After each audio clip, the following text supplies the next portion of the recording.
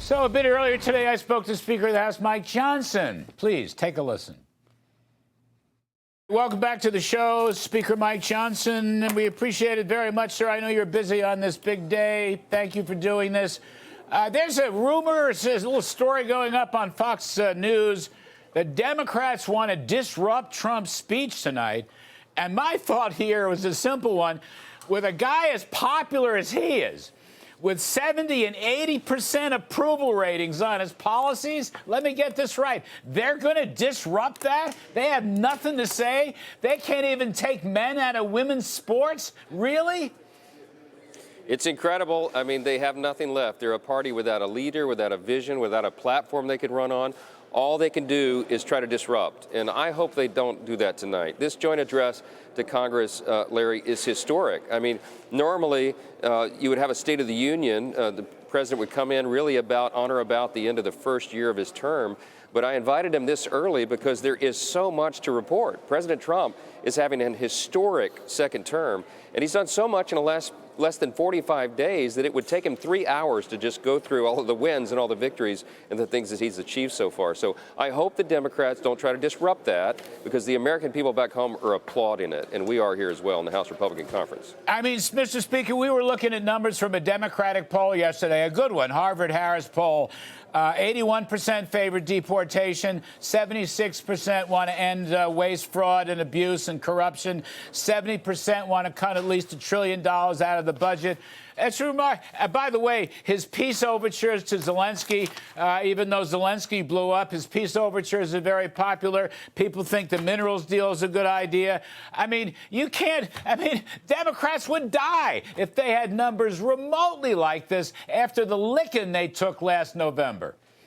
Yeah, and they won't have high numbers again if they keep doubling down on their failed policies. It's as if they didn't get the message of the election. They were repudiated, and we got a mandate. I would really summarize what President Trump has done in 2 words. It's strength and common sense. He is restoring America's stature on the world stage. He is bringing back the idea of peace through strength. He is putting the pieces together in place to get the economy strong again, and we'll follow up with our legislative agenda to do the same. And he's restoring common sense in every one of these areas. That's the common theme that you'll see throughout this administration, and I think he's going to have a lot to say about that tonight, to just lay out those victories and explain why it's so important to every single American. And I think that's a winning message, a winning set of policies, and we are very excited to be where we are right now.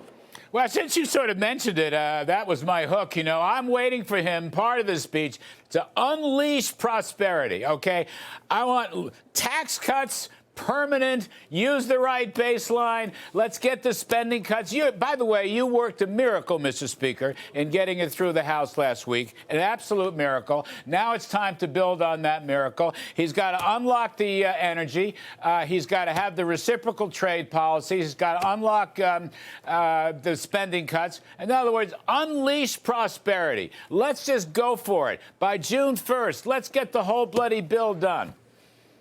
Well, you've been a big help with that, Professor Kudlow, as I like to call you. You've taught us all a lot, and your voice has been an important one in this. You're right. It's got to be one big, beautiful bill, as the president says, because that's how we'll check all those boxes. We'll achieve all those big priorities and fulfill all those promises we made on the campaign trail.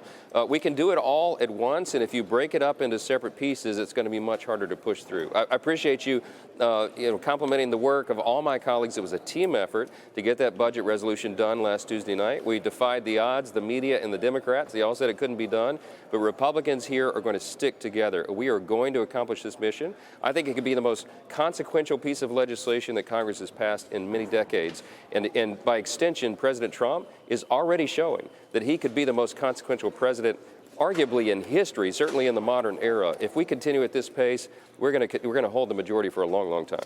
Well, I do believe in miracles, and you produced one. Speaking of non-miracles, though, I'm hearing that Zelensky of Ukraine is now trying to crawl back into the good graces. He's even maybe apologizing to President Trump and willing to sign a minerals deal. That minerals deal, by the way, would give him more tripwire security against Vladimir Putin and a real future for Ukraine than anything else that could happen. You hear anything about this, Zelensky coming back home, or what do you think, Mr. Speaker?